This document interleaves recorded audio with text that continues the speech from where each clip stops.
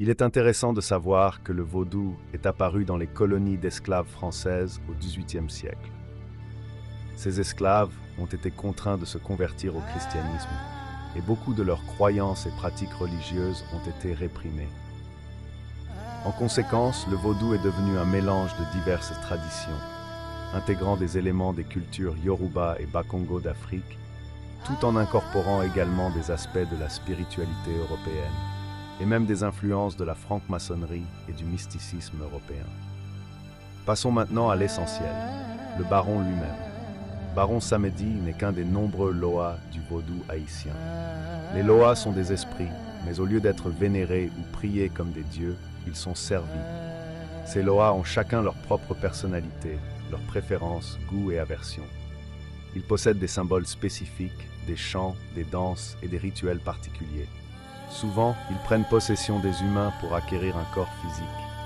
Cependant, ils ne sont pas toujours considérés comme des divinités au sens strict.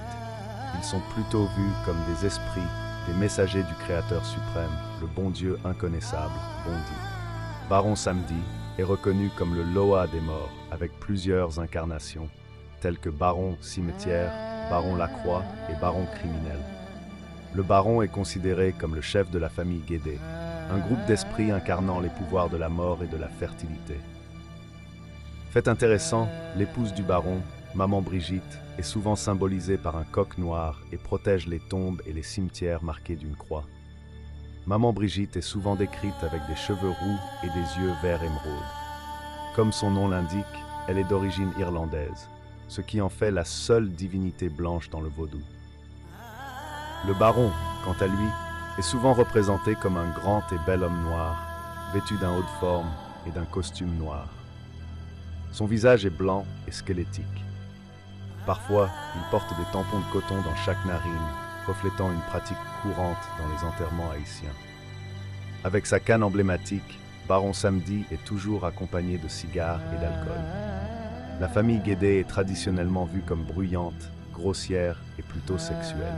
Beaucoup la considèrent comme amusante, et le Baron n'est pas différent, étant connu pour sa danse, ses obscénités, ses perturbations et sa débauche.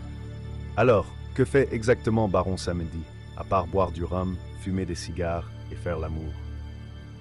Pour commencer, il est dit qu'aucun esprit ne peut entrer dans le royaume des morts sans l'acceptation du Baron Samedi. Lorsqu'une personne décède, c'est lui qui creuse la tombe, accueille l'âme une fois enterrée et la guide ensuite vers l'au-delà. Bien qu'il soit un esprit des morts, il est également connu pour son pouvoir de redonner la vie et de guérir ceux qui en ont besoin. Beaucoup voient le Baron Samedi comme un symbole de réincarnation, capable non seulement de ressusciter les morts, mais aussi de sauver ceux qui sont à l'article de la mort. Les personnes croyant avoir été ensorcelées ou touchées par la magie noire se tournaient souvent vers lui. On disait que si le Baron refusait de creuser leur tombe, elles ne pouvaient pas mourir. De plus, il avait la capacité de guérir toutes les maladies et blessures connues. Le Baron Samedi possède plusieurs incarnations différentes, chacune avec son propre caractère et comportement. Le Baron Samedi lui-même est souvent vu entre notre monde et celui des esprits invisibles. Le Baron Lacroix, dont le nom signifie « Baron de la Croix », est dépeint comme un homme raffiné et sophistiqué, un philosophe de la mort plutôt qu'un fêtard. Le Baron Cimetière, quant à lui, est le gardien masculin des cimetières, accompagné de sa femme, Maman Brigitte. Un détail fascinant à propos de cette incarnation est que ses chevaux sont aussi représentés en costume et haute forme, à l'image de leur maître. Ils adoptent même son comportement en fumant des cigares et en buvant des spiritueux. Le Baron Criminel est, sans aucun doute, l'une des figures les plus redoutées parmi les Loas. Il est vu comme un meurtrier condamné à mort qui, lorsqu'il est invoqué, rend des jugements rapides et impitoyables. Cette version du Baron est la plus difficile à côtoyer. Lorsqu'une personne est possédée par le Baron Criminel, elle crie des obscénités et tente de blesser ceux qui l'entourent. Pour apaiser cet esprit redoutable, il est dit qu'il faut sacrifier des poulets noirs en les brûlant vivants, leurs cris appelant à la nature cruelle du Baron Criminel. Baron Samedi est un personnage vraiment fascinant. Il occupe un rôle central et l'on pourrait s'attendre à ce que sa personnalité soit grave et solennelle. Pourtant, il est connu pour ses comportements extravagants, ses fêtes incessantes et ses excès, tout en accomplissant ses devoirs avec rigueur. Cela lui confère un caractère étonnamment humain.